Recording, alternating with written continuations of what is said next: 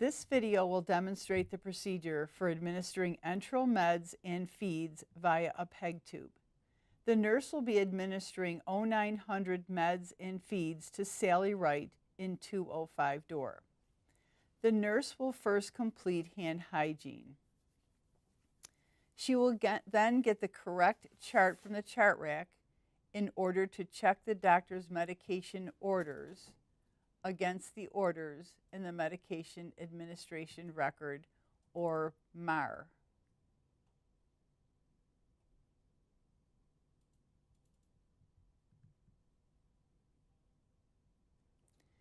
The procedure for checking medications and pulling out medications from the Pyxis is the same as oral medications.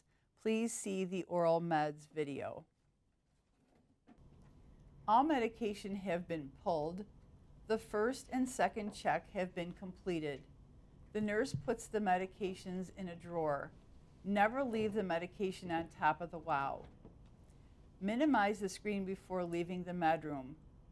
Leaving the screen open is a violation of the HIPAA law, which protects the patient's privacy. The nurse is now ready to go to the supply room to obtain the correct formula for the PEG feeding.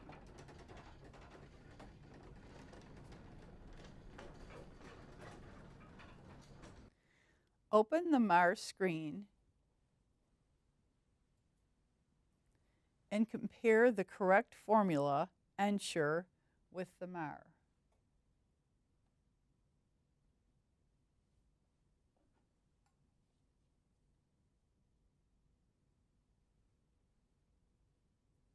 Also check the can for an expiration date. Other supplies you must take with you are a feeding bag and a pH strip. The water container and a piston syringe with the irrigation kit will be at the bedside. Other supplies needed are your goggles, clean gloves. The pill crusher will be on the WOW. Minimize the screen before leaving the supply room.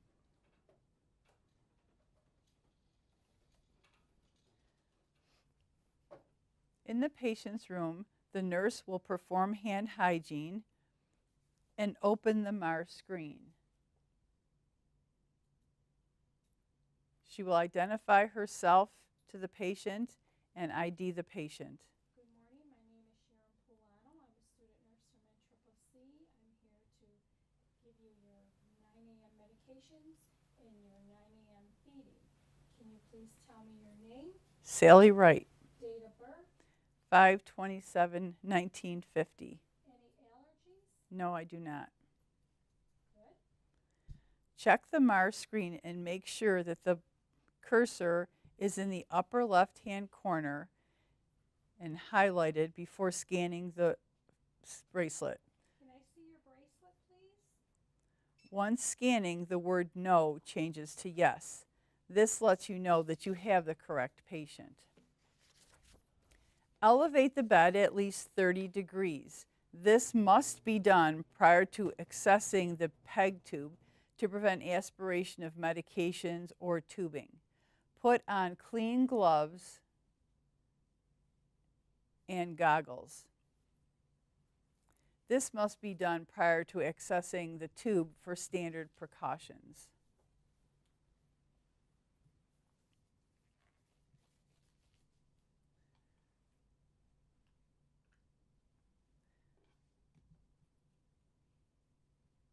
The stopcock must be in closed or off position when not in use. The stopcock must be in open position when checking for placement, administering medication, and flushing with water. The next step is to assess for tube placement in the stomach cavity prior to administering meds and or feeds.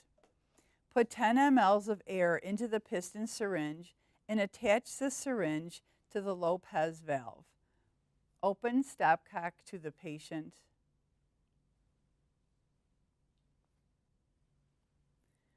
The nurse inserts 10 milliliters of air into the tube and auscultates using a stethoscope over the left upper quadrant of the abdomen for a swishing sound. Immediately, without removing the syringe,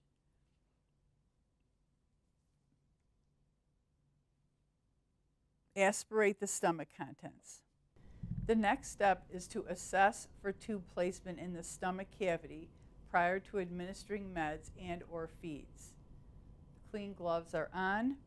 Put 10 milliliters of air into the piston syringe and attach the syringe to the Lopez valve. Open the stopcock to the patient. The nurse inserts 10 milliliters of air into the tube and auscultates using a stethoscope over the left upper quadrant of the abdomen for a swishing sound. Immediately, without removing the syringe, aspirate the stomach content. Return all stomach content except for 5 milliliters. Close the PEG tube to off position and remove the syringe. Use this amount to check for pH with the pH strip. The meds and feedings may be given if the pH is 5 or less, signifying that the tube is in the stomach cavity. Remove gloves.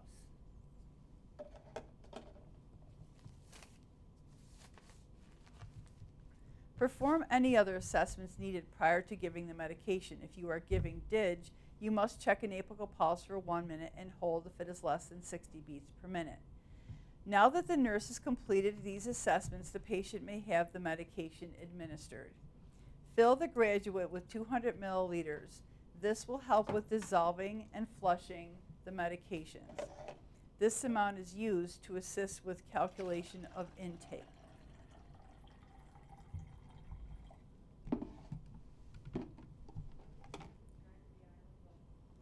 Complete the third check of medications by scanning each med.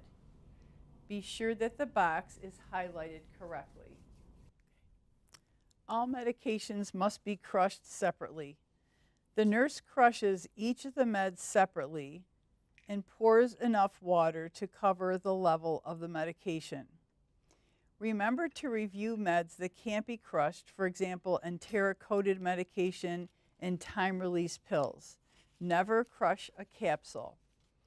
If it is unbanded, it may be opened and added to water. A banded capsule cannot be crushed. Then pour liquid meds.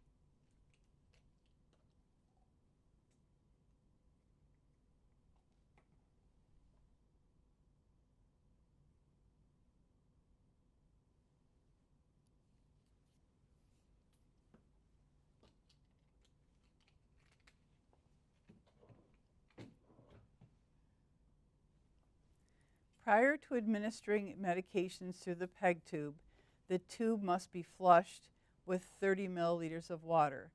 Be sure goggles and gloves are on before accessing tube to prevent splashing into eyes. Remove the piston from the syringe.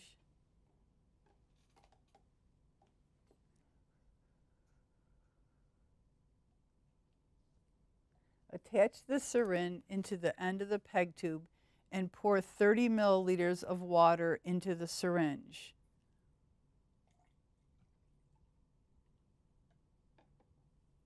Open the stopcock. Allow the water to flow into the tube by gravity. Administer medications into the syringe, allowing them to flow by gravity, but do not pour medications into the mannequins in the lab.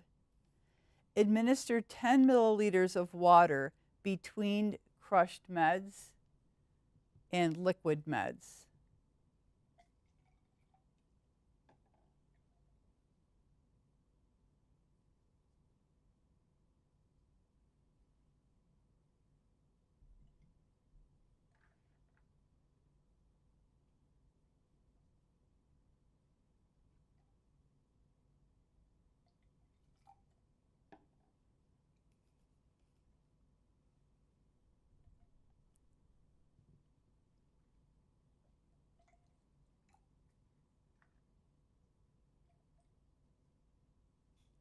After all the medications are administered, then flush the tube with 30 milliliters of water.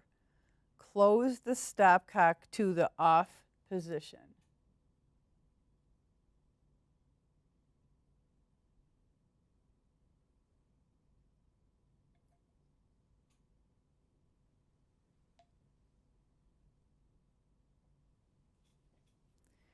Remove gloves and goggles.